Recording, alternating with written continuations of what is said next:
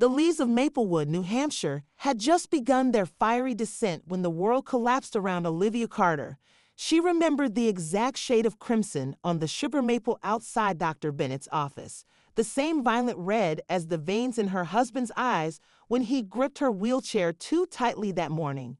"It's just another consultation," Adam had said. His voice sounded smooth, the way it got when he lied. The clinic smelled of antiseptic and dread. Olivia's fingers dug into the armrest as Dr. Bennett, a man whose face resembled crumpled parchment, slid a folder across his desk. His words came like a death knell: progressive neuromuscular degeneration. No known cure. Adam's chair screeched as he stood abruptly, cutting off the doctor's prognosis. "So stabilize her. Do your job." Olivia said nothing. She'd stopped speaking 3 weeks ago, when her legs first betrayed her. Now her voice felt like a relic, buried under the weight of Adam's clipped phone calls and the hollow beep of monitors in their sterile bedroom. But her mind raced.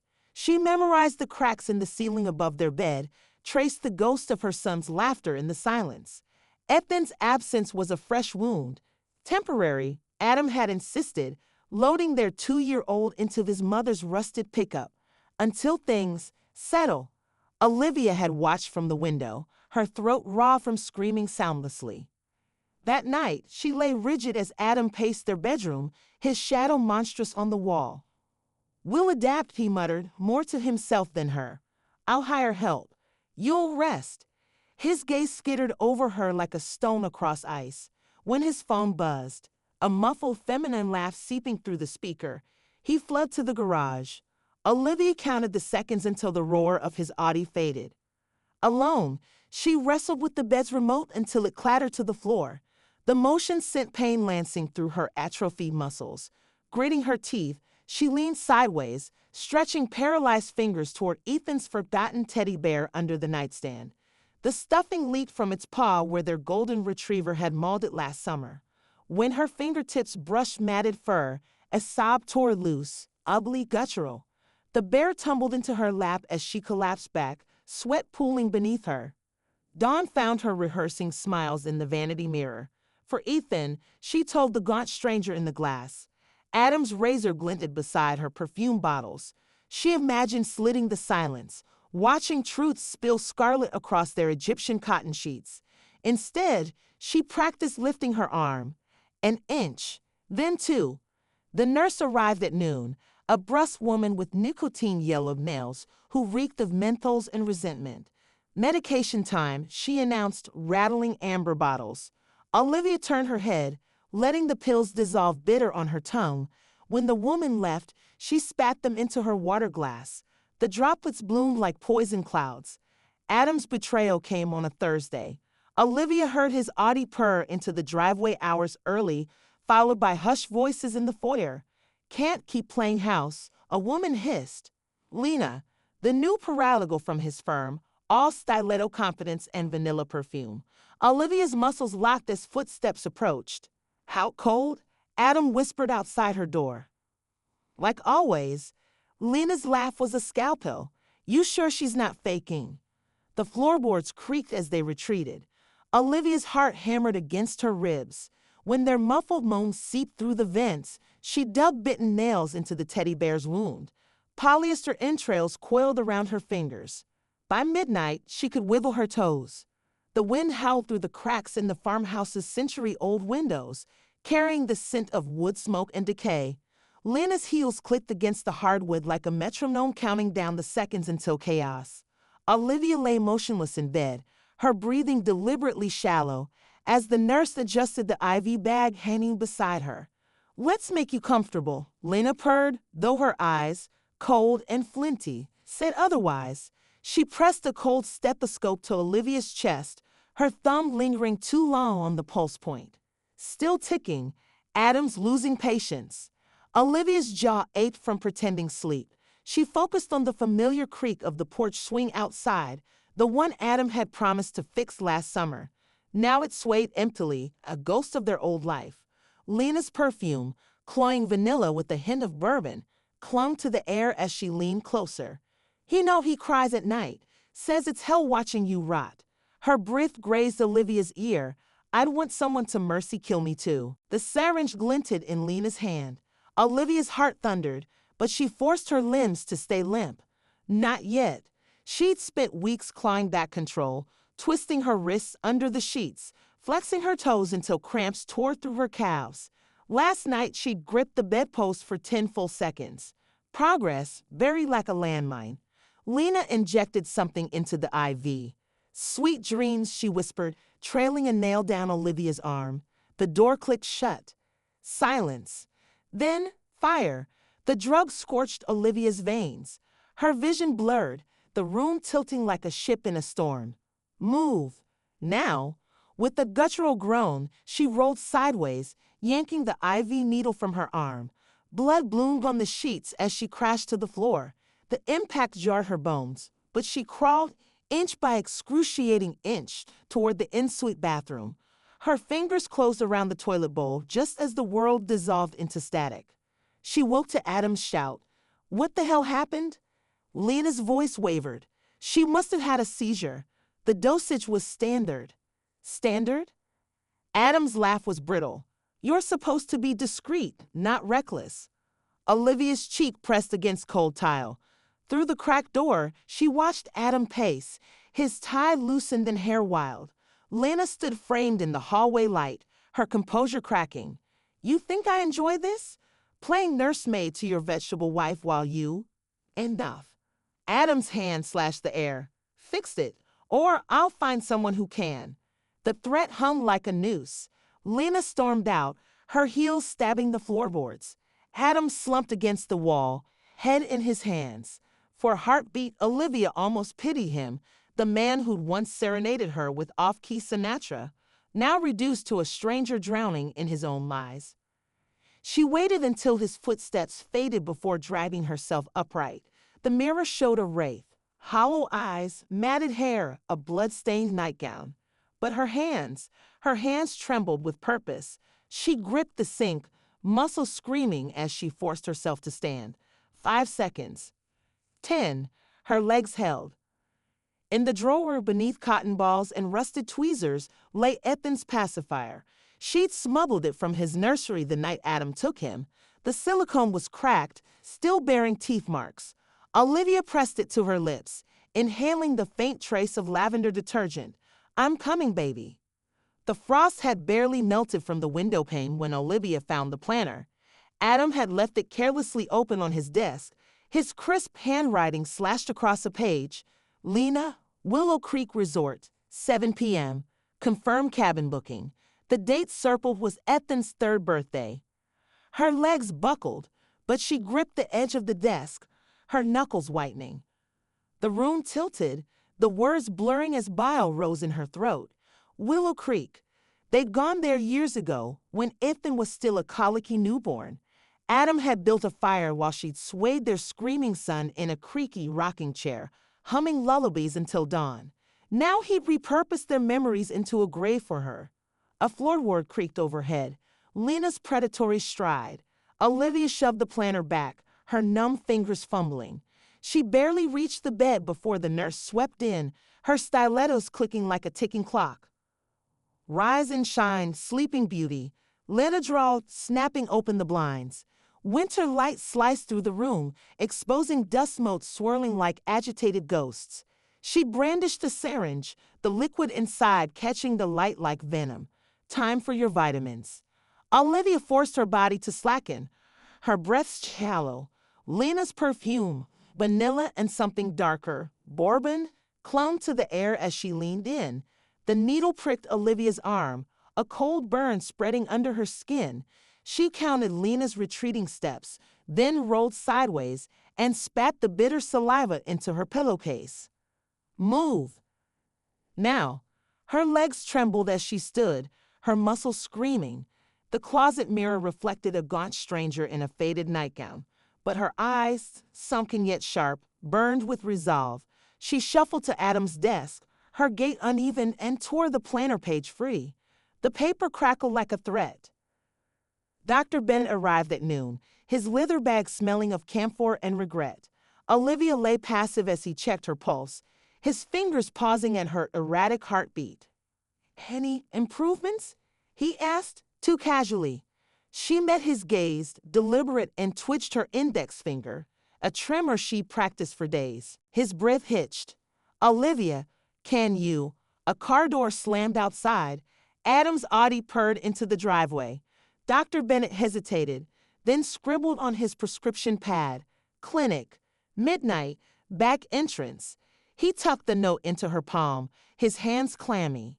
"Rest," he said loudly, as footsteps thudded upstairs. The morphine went missing at dusk. Olivia heard it first, the frantic rustling in the hall closet. Lena's hissed, "Where is it?" Followed by Adam's low growl, "You're supposed to control her, not lose track of the damn drugs." "Maybe she's not as gone as you think," Lena shot back.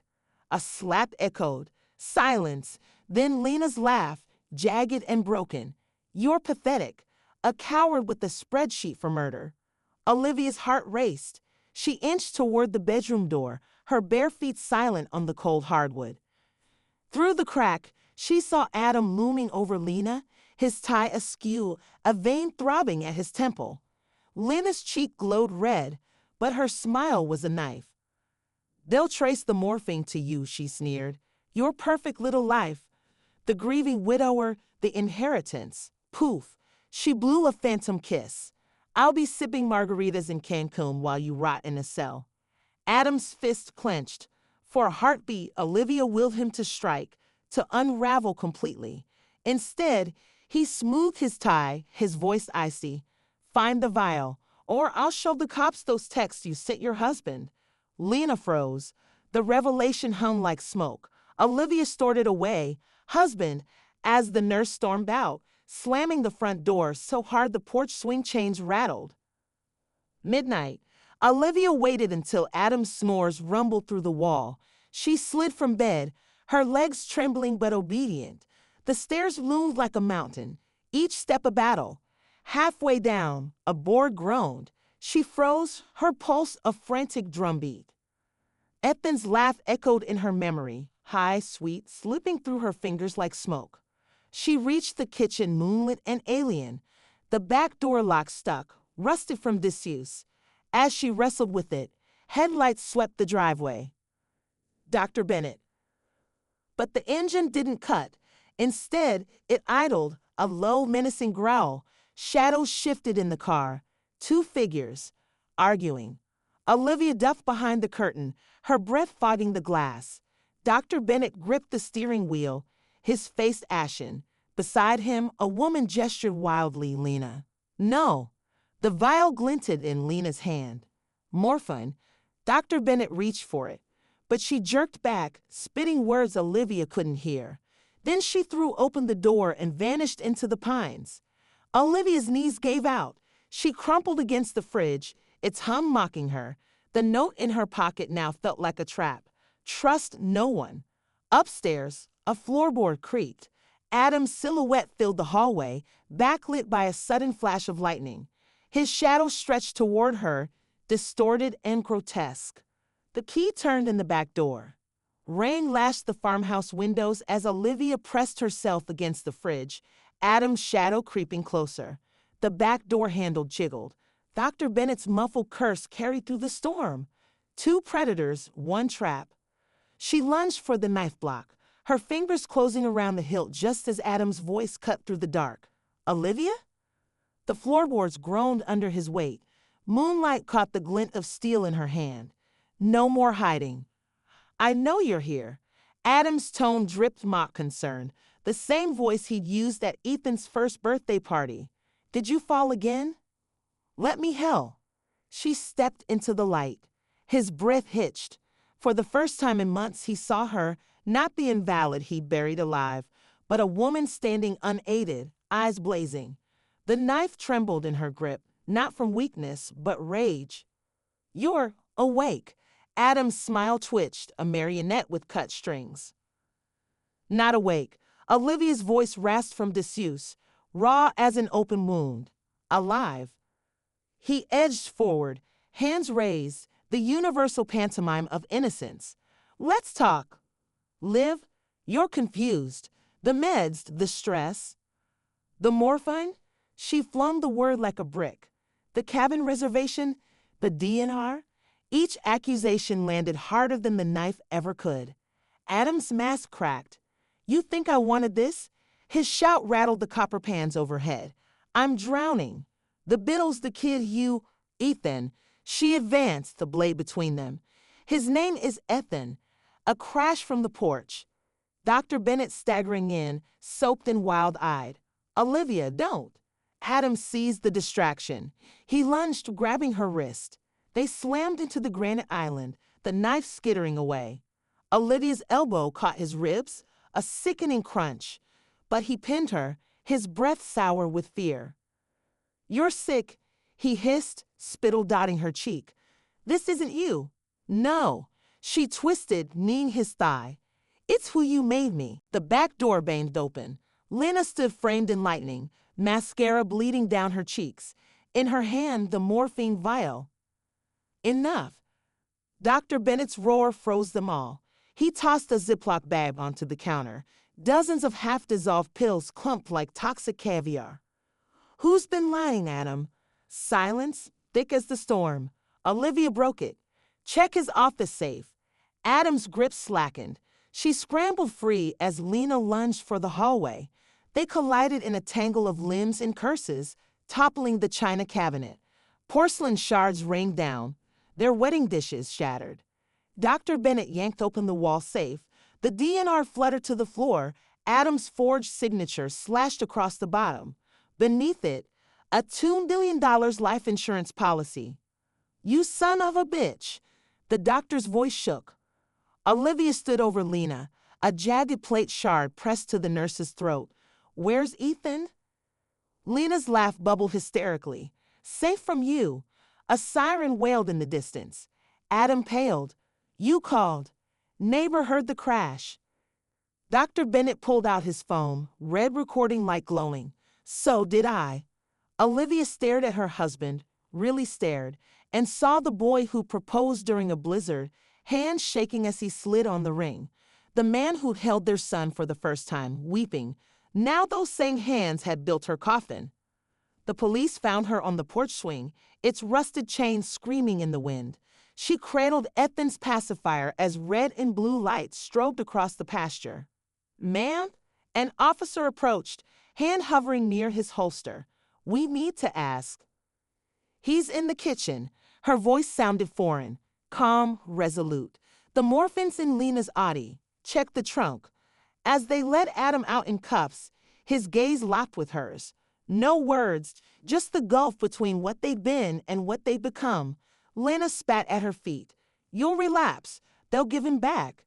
Olivia stood, the pacifier's cracked silicone biting her palm. I've already won. The courtroom smelled of lemon polish and lies. Olivia sat stiffly in the wooden pew, her black blazer swallowing her frame. A deliberate choice. Let them see the hollows under her eyes, the tremor in her hands. Let them remember what Adam had tried to bury. Across the aisle, her husband stared ahead, his tailored suit a poor disguise for the bruise blooming on his jaw. Lena's handiwork, Olivia suspected. The nurse sat 2 rows back, sunglasses hiding split lips, her once manicured nails now bitten raw. All rise for the Honorable Judge Callahan. The gavel cracked. Olivia stood slowly, her legs steady beneath her. Months of stolen moments, closet sit-ups, midnight lunges between Ethan's nightmares, had carved resilience from ruin. Mr. Carter, the judge began, adjusting bifocals, you're charged with attempted murder, insurance fraud, and endangerment of a minor. How do you plead? Adam's lawyer, a slick shark in Armani, leaned forward. My client maintains his innocence, Your Honor. Mrs. Carter's alleged recovery proves her condition was never terminal. This is a tragic case of medical misdiagnosis and marital breakdown. Liar. The words sliced through the room. Olivia hadn't meant to speak, but it tumbled out, sharp and alive. All eyes turned to her. Judge Callahan raised a brow. Mrs. Carter? She stood, fingers brushing the pacifier in her pocket. Ethan's talisman, smuggled into every hearing. May I approach? The bailiff stiffened, but the judge nodded. Olivia walked without her cane, each step echoing. When she reached Adam's table, she dropped the Ziploc bag of undissolved pills beside his polished loafers. "You counted these every night," she said, loud enough for the gallery to hear. "Made sure I swallowed, but you never checked the trash." Adam's throat worked soundlessly. She turned to the judge. "The DNR he forged. I have the original." From her blazer, she produced the document Dr. Bennett had risked his license to steal, the one with her signature vibrant and unbroken, dated 6 months after his forgery. Gasps rippled through the room. Lena's chair screeched as she bolted for the exit. "Bailiff," the judge barked. But Olivia wasn't done. She faced Adam, her voice softening. "You once told me love was a safe harbor. Remember?" His eyes glistened, real tears this time. The day Ethan was born," she continued, "you held him and whispered, 'I'll never let anything hurt you.'" She leaned close, her next words for him alone, "You should have listened to yourself." The gavel pounded. "Mr. Carter, custody is hereby granted to—" "Wait." Olivia unbuttoned her blazer, letting it slide to the floor. Beneath, she wore the sunflower dress from Ethan's first birthday, threadbare now, swimming on her gaunt frame. She stepped out of her flats, bare feet pale against the mahogany. "Your Honor," she said, "I don't need papers to prove I'm his mother." And she walked, not the shuffling gait from the farmhouse, but long, sure strides past the jury box, around the prosecutor's table, finally stopping before the judge's bench. Her legs burned, her lungs screamed. She didn't care. From the back door, a piping voice cried, "Mama." Ethan burst in, all tangled curls and grass-stained knees, the social worker chasing him. Olivia caught him mid-leap, spinning as he buried his face in her neck. "See?" she murmured into his hair. "I told you I'd run with you again." The gallery erupted. Reporters surged forward. The bailiff shouted for order. Adam slumped, his lawyer snapping his briefcase shut. Through the chaos, Olivia locked eyes with Dr. Bennett in the last row. He pressed the hand to his heart, an apology, a salute. They found the cottage by the sea on a day when the sky mirrored the Atlantic, both endless, both free. Ethan chased seagulls while Olivia watched from the porch, her muscles singing with salt and sunlight. "He looks like you." She turned. Lena stood at the foot of the steps, her designer jeans frayed, a bus ticket stub peeking from her pocket. "How'd you find us?" Olivia asked, calm. "Adam's mother. She's filing for grandparent rights." Lena lit a cigarette, her hand steady now. "I'd watch your back." "You didn't come here to warn me." Lena smiled, the first real one Olivia had seen. "I came to return this." She tossed over a Polaroid. Ethan had a park, date stamped the week before Adam's arrest. "Your husband hired me to document his unfit parenting." Turns out, she shrugged, "I'm better at saving kids than killing them." Olivia studied the photo. Ethan's laugh froze in midair, a swing set blurred behind him. "Why?" "My daughter's his age." Lena ground out the cigarette. "When this is over, buy him a dog. Big one." As she walked away, Olivia noticed the detective tailing her, a woman in a navy peacoat, hand resting lightly on her holster. That night, Olivia dreamt of Adam, not the monster, but the boy who kissed her in the rain, his hands cupping her face like she was something precious. She woke to Ethan's fingers poking her cheek. "You cried, Mama." She pulled him close. Sometimes grown-ups miss what they thought they had. He frowned, then brightened. "Race you to the waves." They ran, sand kicking up behind them, the horizon bleeding pink and gold. When Ethan stumbled, Olivia caught him, swinging him onto her hips.